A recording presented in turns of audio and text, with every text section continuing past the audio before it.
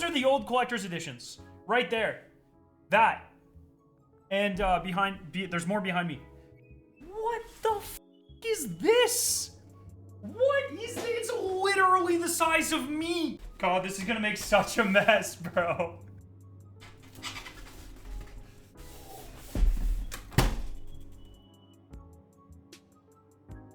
Okay, we're gonna build the statue and then we're gonna solve some codes.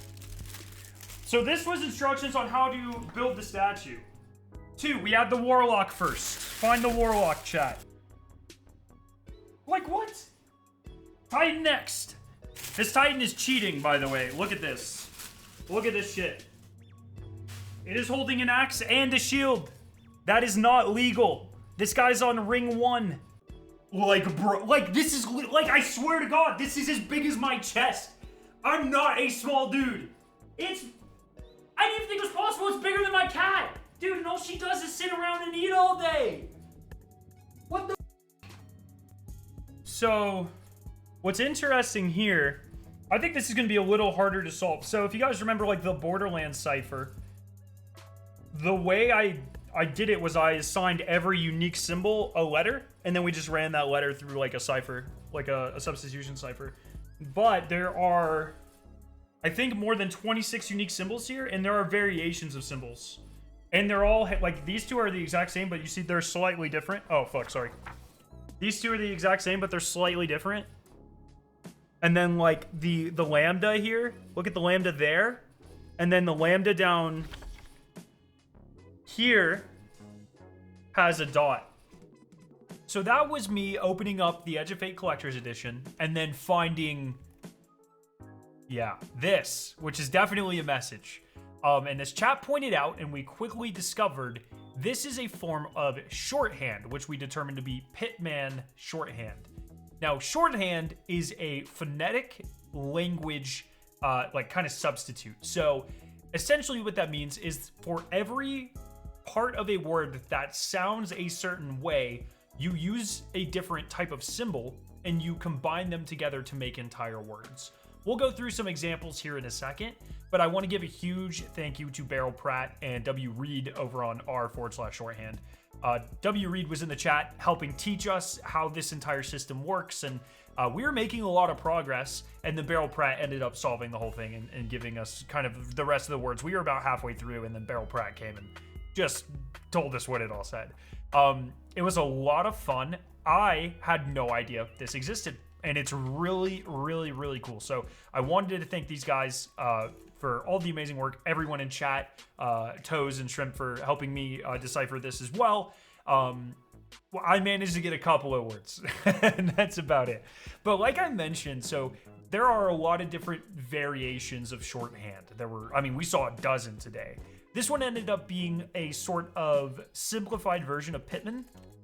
And essentially, like I said, every type of sound for a word has a specific symbol. So if we start with the consonants, if you think about the general parts of the English language, we have a lot of repeated noises. So B, so if you were to say like bedrock, you know, there's the B, there's the E, there's the D, and then of course, you know, the rock part. And so for different parts of the word, you would use different symbols and combine them to kind of be a single character that represents the entire word. So, for instance, the one I was able to put together myself on stream is this one up here. This is a pretty good way to, I think, explain some of this. So, what I looked for, any of the extra dots and stuff, these are vowels. Vowels in this system are a lot harder. So, you'll kind of see that when we get there. But I first started by looking at kind of the consonants. And based off of this chart, we also knew that this vowel was likely to be an A because depending if it's a dot, it's either an A, an E, or an I, or an A, or an A, or an E, just depending where it's placed. It gets crazy. But essentially, if we look at this, we are kind of looking through our consonant list for this sort of downward swoopy, right? And you can see there's a couple. It can either be V or F, and it's probably going to be one of those. So we're looking for a word that's either like F or V, right? And then it's probably an A. So it's F or Va. And then we're looking for the second half of the symbol that is going down. So we look for a downward swoop. Not quite. Bam. R. So it's either far or var. And you can see the word repeats twice in a row. So we were pretty confident that this would end up being far, far. So we would go through and get like little batches of words like this, and then we would check them. So we found this really awesome tool where you couldn't turn symbols back into words, but you could turn words into their symbols. And so it's not perfect, but let's say I wanted to check far, far and make sure that was the right thing. If I clicked on it, you can see, okay, yeah, it's the correct version of that symbol that we ended up getting. So some of these are so complex and they just like barely ended up making sense, and you kind of had to go through and do your best to guess what they ended up being. So another one that we got to put together, I believe, would be imagining here. So this is a very difficult symbol, right? But if you look at the different parts, we started to put it together. So we see that it starts with an overhead swoop. So if you look, there's not a lot of options for that. In fact, you have M, right? So we're going to ignore the dots right now, all of the vowels. But we have an M. Then we have kind of a positive slope slant there. So it's either a ch sound or a j sound. So M-j. And then kind of the open parentheses or whatever you want to call that, the little smiley face here. Now, what we did learn is anytime you have this, it is a ing. That's just a rule of this shorthand. So we have mjing, and then we started to put it together with these vowels where if it's underneath, it's an I, and then a.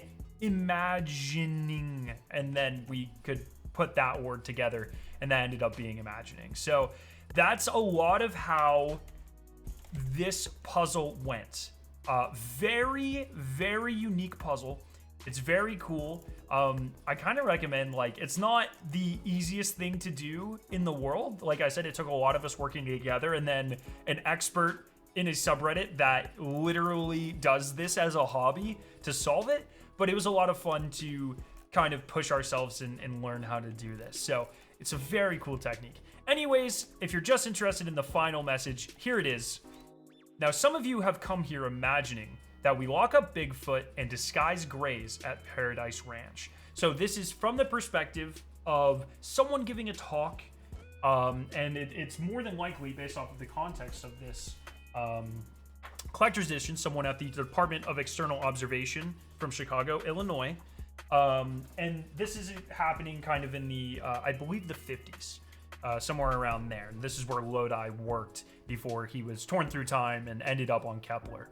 So they continue. So they're kind of talking in that era of a lot of conspiracy theories. Actually, I think it's actually in the 60s, excuse me, not the 50s. But still, they're like in the era of the moon landing was fake, and the JFK assassination, and Bigfoot, and Roswell, and that sort of stuff, right? That's where a lot of this lore comes from, and they're playing into it a lot, including this. So Greys that's also kind of like a old slang for aliens. They continue on. We do not, and not only because we have no credible evidence of either. The work that we do here is both less exciting and far, far more important. Let me be clear. There is non-human life in this universe, and when we make contact, we will meet that not with raised weapons, but with open arms. Of course, should we be threatened, we will muster all of our strength in self-defense, but we will never fire the first shot. This department was founded not to wage war or imprison that which we do not yet understand, but to welcome our galactic neighbors as friends we may learn from. By the way, where's Galactic Neighbors? I think this ended up being Galactic Neighbors or something. Or no, Galactic Neighbors. Crazy. This text, this language is amazing. As friends, but to welcome our galactic neighbors as friends we may learn from, allies we might rely on, and most importantly, fellow beings navigating this vast and beautiful universe. The cosmos can be dark and cold and lonely. We need not make it more so. So there's a lot more lore in this. You can go watch my stream where we kind of break it down. They were some of the first people to see the Traveler coming, many years off, but they detected it first. They were looking for alien life. Obviously, Lodi is going to answer some sort of like literal telephone call and get teleported to Kepler because of kind of his acceptance of this and understanding of different alien languages, or I guess just he's like a language scientist, a linguist, I believe. But still, like, this is really cool. We're getting backstory into this department way before the Golden Age ever started.